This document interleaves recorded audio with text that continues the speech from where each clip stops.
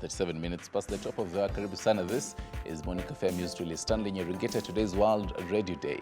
100 years later, and before the break, we're having a feature by Alfayo Combo, just taking us back down memory lane on what it really means. And the theme for this year is Radio Century, informing, entertaining, and educating. And because right here at Cape Media do have our definitely TV47, our sister station, Radio 47 will also be linking up with Moshumbe, Paliko Ground. But the big boys on radio, the breakfast show, but then the other big boys right here with us, and obviously one of our bosses, Alex Mwakideu, radio host. Karibu sana. Asante sana. How does it feel with it to be on this? You umezoea pale. To be where? Here? Kuwa hapa kwa studio. Umezoea the other kind of studio. Cheka na kina rules mingi, paka ungoje na koda stanona ngoja directions juu na okay sawa standby did. Kule unajua tuko peke yetu. Tuko peke yetu na sisi ndio tunafanya kila kitu, you know. Once you put the microphone on, you just go. Pick your calls, read your text messages, check your WhatsApp. Go to your prep, you're on your own. There's no one. Linda here is our boss, but actually put instructions after the meeting, that's it. You have 4 hours to run the show on your own. Like in TV,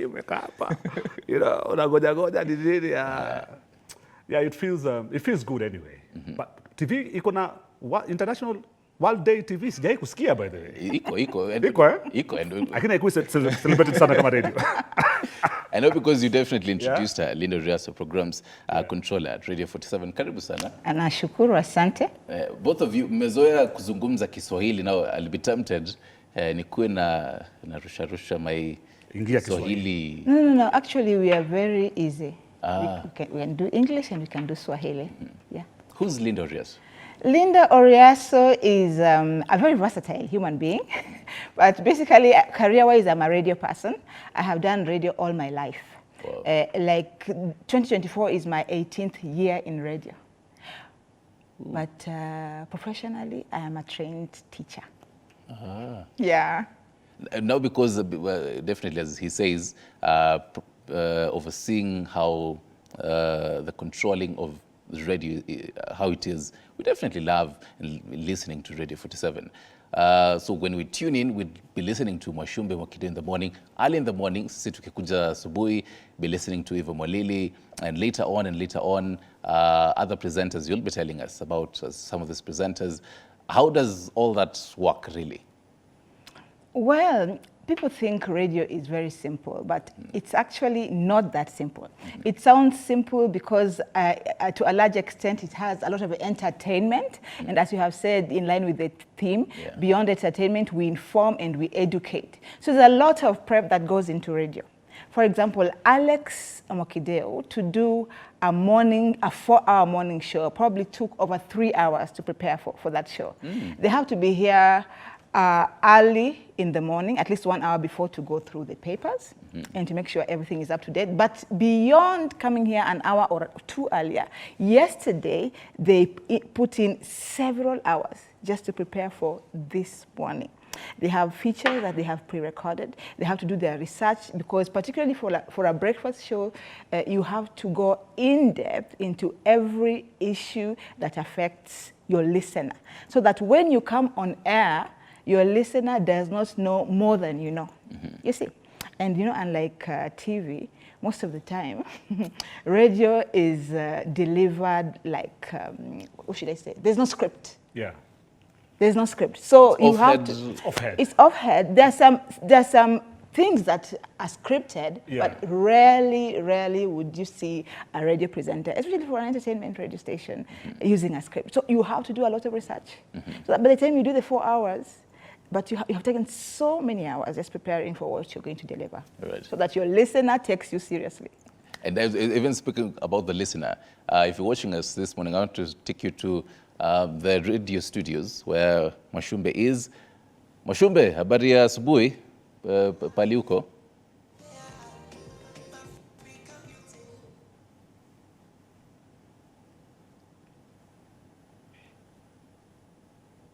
I think they were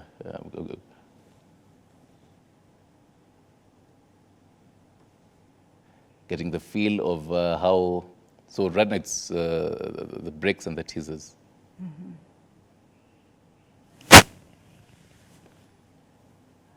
the different frequencies for the radio. Ndio hapo Big Ban. Mwashumbe, habari asubuhi. Fiti sana Stanley. Ilikuwa namna gani bro? Mengi kwa salama. Happy World Radio Day. Happy World Radio Day too. Ilikuwa namna gani bro? Hey. Mimi niko salama. Naambiwa 18 years in radio, 20 years in radio Mwakideu. Labda yako ni ngapi in radio? Ilikuwa hivi sasa pia mimi niko hapo siko mbali pia niko hapo 18 years in radio my brother. And because the next question I was to ask Mwakideu ni how was your first time in radio? First time ile siku ya kwanza kabisa ulikuwa nyuma ya mic, how was it? Siku ya kwanza mimi kuingia katika redio ilikuwa ni katika idhaa ya taifa. And I remember kwamba nilikuja kushado kipindi cha asubuhi na mtangazaji alikuwa ni Jacob Mogoa. The same day nimeingia katika redio nikapatiwa nikaambiwa kwamba unafanya mkutasari wa habari, yani hizo ni briefs. Shaona, unajua kile kutetemeka, unajua ile mic fever, kutetemeka na kadhalika, kugonganisha maneno hapa na pale. So boy pale vile, so ni moja hapo experience zipiti. All right, Mwakideu, how about you? Mimi siku yangu ya kwanza ilikuwa tukone radio, ilikuwa ni news. Ilikuwa ni news and nilikuwa nimetrain sana. Ushaona vile umetrain sana because he was a news editor who right now is with BBC London. Kwa hiyo Peter Musembi. Alikuwa ameniambia Mwakideu uko na sauti nzuri sana. Linda namjua. Uko na sauti nzuri sana ya kusoma habari. Kwa hivyo alitaka niingie sana katika habari. Akaniambia jifunze.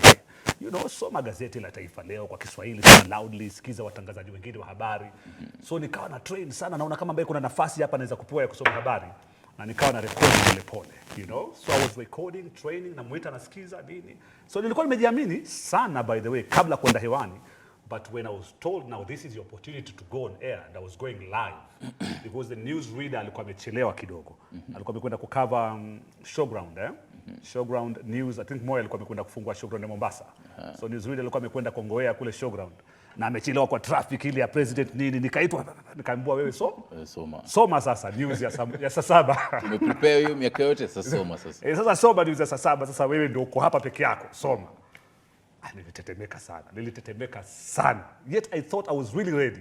Kwa sababu nilikuwa nimesoma sana practice mingi, lakini ikiwashwa ile microphone na uone imeturn red na uone pale live imeandikwa you're now live on air. Nilitetemeka sana. Nilitapatapa lakini nilijaribu sana. Nikaipiga fit and by the way that's how I got the job. And nikawa news reader from that time. Na story yangu ya radio ikaanza tu hivyo. And ndio pia tuache Mwashumbe endelee na maneno yake pale. Mwashumbe, labda nikuulize, fine, I mean, hiyo miaka yote, lakini the first time you on air, audiovisual haikuwa imeenea, haikuwa hiyo wakati. Hiyo ilikuwa ni audio peke yake. So msikilizaji akikusikiliza ana imagine tu Mwashumbe anakaaje. Mwashumbe tunamsikia sauti pale mzuri, lakini Mwashumbe anakaaje. Unlike sahi msikilizaji anaweza tune in na aweze kujua vile Mwashumbe anakaa. How has that been for you since uanze hadi sahi? Hiki ni kisa cha ukweli ambapo tutakuwa nakuambia kwa hivi sasa Stanley. Kuna wakati nilikwenda out of Nairobi na bila shaka tulikuwa tunakwenda katika burudani, yani sherehe katika club. Na kuna huyu shabiki yangu alikuwa amecreate picha yangu kivyake. Ushaona? So nilipofika pale vile alikuwa na expect mtu mmoja mrefu, mtu mmoja huge, mtu ambaye yuko na kitambi. Kulingana na sauti yangu vile mwenyewe alikuwa akinielezea. Kulingana na vile alikuwa amenielezea. So akakuja kitafuta Mwashumbe kwa wapi? Mwashumbe kwa wapi? Mwashumbe kwa hapa. Akaambiwa Mwashumbe ndio huyo hapa. Akaniambia simama. Nikasimama. Unajua huwa ukiwa katika sehemu kama hizo huwa hauna nguvu, unakuwa chini ya masharti ya msikilizaji vile anavyotaka yeye mwenyewe. Huyu hapa cheni kwa bana, usi Mwashumbe. Nileteni Mwashumbe, baraka Mwashumbe sio kwani hauna kitambi? Nikamwambia mimi sasa ndugu yangu, wewe sio mrefu? Nikamwambia mimi si mrefu vile unavyofikiria. Wewe si mtu mkubwa? Nikamwambia mimi si mtu mkubwa. So I think, nadhani maybe watu wengi ambao wanakusikiliza pale mashabiki huwa kuna picha ile ambao wana create ya mtangazaji. Maybe kuna wale wanafikiria kwamba mtangazaji ni mkubwa, kuna wale wanafikiria kwamba mtangazaji ni mtu mwenye jitu la mtu. Maybe until akuone ndo anaweza sasa kulinganisha sauti na mwenye mwili. So hiyo ni kisa changu kile ambacho kishakunitoka kwamba kukataa kabisa kwamba ni mimi. Sauti yangu ambayo uliona kwa wakati. Asante sana Mwashumbe. The hashtag Mwashumbe na Mwakideu inaendelea. Ni kuache Mwashumbe ukiendelea pale na breakfast show. Now back to you, Linda. I mean, both of them are talking about is the change that has been there over the years. Sai, we're talking about 100 years since radio began. What will you say has been the notable changes katika radio for you? For me, I'm thinking radio right now is so very accessible. From the onset, radio has been the most accessible media.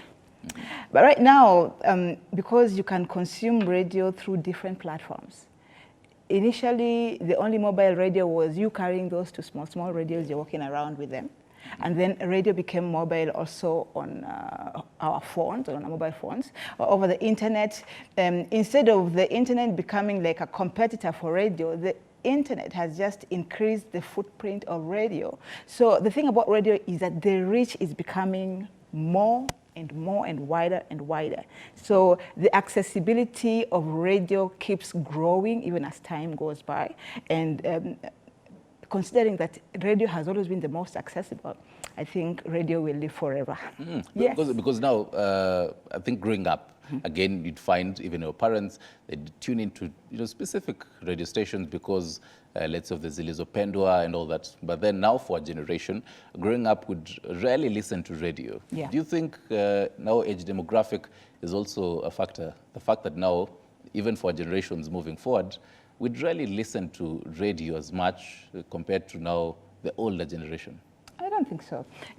Radio right now is it's content that determines who listens to you, not where you channel the content. And like I have said, we are available terrestrially, we are available online. And as for Radio 47, our target audience, it's a mass radio station. So we are targeting the masses, and our target audience, the primary target audience is between the ages of 18 to around 35, which is the younger people. And still, we get the masses. So it is what is your content, and who does your content appeal to? And then how do you render your product? So long as you are where the young people are and your content appeals to these young people, then you're home and dry. So I'm thinking people still consume us, and the way things are changing, we can even, right now, because we are online and there are podcasts, we can still repackage our content into podcasts where people do not have to listen to radio live anymore. You can listen later. Yeah. Interesting. Yes. Mwakideu, even as ukichangia what she's talking about, because I mean, for you, you'd started with reading news, but then now, later on, 20 years later, doing 4 hours of a breakfast show, which definitely has a lot in it. Kuna maneno nyingi katika the breakfast show, even for radio. How does that change come in? Unaanza kusoma news. What's different from mwenye anasoma news pale na ule wanapiga show, because it all involves a lot? Mwenye napiga show kama saizi, mimi nikiwa napiga show, Linda amesema we come in early to prepare, you know. But even before that, the day before, tulikuwa tunaanza kujiandaa tayari kwa sababu ya show leo. Lakini mimi husema radio is a lifestyle, you know. Ukiwa radio presenter, it's your life. Mimi nikitoka tu katika show bado content inakuja. You know, when you're online you get content. When you're on YouTube you get content. Everywhere you are, ukiendesha gari, ukifika mtaani, content iko kila mahali. So I keep getting content and I keep saving content. So niko na kama inaitwa nini? Katika simu yangu kuna place ambapo na save content kila siku tu. Kila saa una save tu. So hakuna time unasema kwamba ati sasa ndo nimekaa najiandaa. It happens in the morning when you go through the newspapers or maybe the new clients, producer anakuita na kuambia kuna client mpya, kuna hii.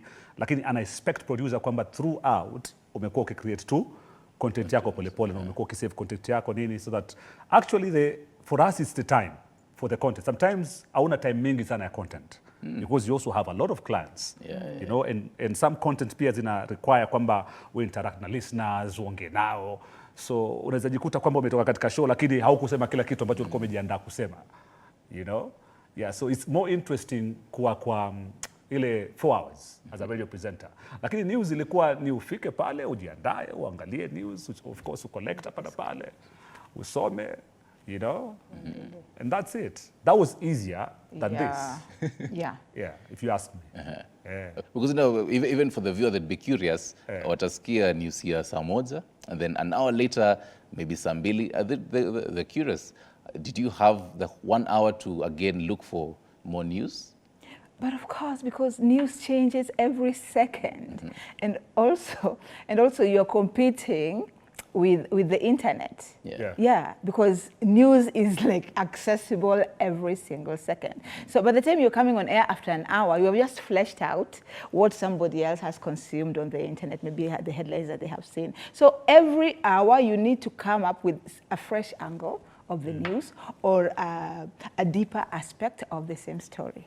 Or the same story. Or the same story. Kama ya Kitum inapochange tu. Babake sasa alisema hivi, nini imefanyika hivi. You know, you follow up. So the next story inakwenda vipi, una follow up story na kadhalika. And then again, radio sio ati kwamba kila saa msikilizaji ni yule mmoja. Kumbuka msikilizaji naye anabadilika kila wakati. Anabadilika. Huyu ambaye alisikia hii story, mwingine hajasikia. Yes. So unampatia ile story tena, unamwambia, unamupdate kidogo, unasonga hivi. Actually, hiyo ndio tofauti ya radio na TV. Unajua TV umekaa unaangalia. Radio, every 40 minutes you're getting a new listener. That is why all the time you have to say hii ni Radio 47, kipindi ni, jina langu ni, because unajua kwamba there's a new person who has come in, mwenye hakuwa the previous link. So you are always talking to somebody who is new. So that is why even when you're doing the news every top of the hour, you have a new listener every top of the hour. And then again, something else that maybe is because ukifanya radio kama katika show ile ya 4 hours, nakumbuka kwamba anayenisikiliza sio mtu ambaye amekaa. Unajua kama TV sasa hivi labda kuna mtazamaji amekaa. Mtazamaji huwa amekaa, anakunywa chai, anatuwatch katika TV47. Lakini katika radio hakukaa anakunywa chai, anatuwatch. Wa radio unajua anafagia, mwingine analima, so akili yake ama ana drive. So akili yake iko mali kwingi. Kwa hiyo lazima pia wewe unapompatia information lazima umshike pia kidogo. So utasikia Wakideo anasema nini hapa, you know? So kuna strategy pia katika radio ya make sure kwamba listenership umeshika kuanzia saa 12 mpaka saa 4. Because these are people who are doing many other things. They're not just seated there listening to you. I think when I was in school, I was taught that even in radio and all that, you talk to that one listener. Person. Yes. That how practical is that, Mokideo? Ni uhusiano una create, you know, una create wewe uhusiano wako na huyu msikilizaji wako mmoja. So ukimuongelesha wewe una imagine tu ni msikilizaji wako mmoja, ukiamka asubuhi unamwambia, unamuuliza umeamkaje, unajisikiaje. Unajua mimi pia nilikuwa najiuliza, lakini kiukweli ni kwamba ukisema umeamkaje, umesalimia wote wanakusikiliza. So information unapatia mtu mmoja, lakini unaongelesha watu wengine wengi sana. Ukisema ni uhusiano, unajua unataka kuwa na intimacy with your listener. Ukianza kusema habari zenu, you have lost the listener. You have personified. I want to feel like you are speaking particularly to me. So the relationship between the presenter and the listener is very personalized and very intimate. You're talking directly, msikilizaji wangu umeamkaje, unaendelea vipi, una mpango gani leo, something like that. As opposed to, sasa mnafanya nini, mko wapi, you have lost your listener. Right. Yeah. I was taking a look at Twitter and hashtag Mwashumbe na Mokideo, and this definitely means that Radio 47 has grown. A year now, Linda? We are almost 1 year. Next month we will be turning 1. We went live last year on the 13th of March. And we came to disrupt, and I believe we have. It's actually now a month to our first year anniversary. Yes. So and like I said, initially when we came, we wanted to disrupt the industry. We have never had a national Swahili audiovisual station. So we are a national Swahili audiovisual station. We've never had a new radio station that is as young as Radio 47 be available in all the 47 counties. So that was also disruptive because we have around 26 frequencies. So we are very accessible. The other thing is, if I might toot our horn, our own horn, we have the creme de la creme of radio talent. Oh, yes. So I think that also informs the reason why we won an award when we were barely 3 months old, and that is why we have also had a lot of influence in the market. We're appreciative, and I'm going to steal a few more of your minutes to just to speak to our listeners.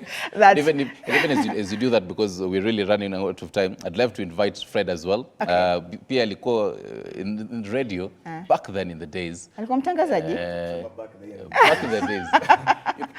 It's actually an honor to be in the presence of radio giants. Oh, yes. Including you.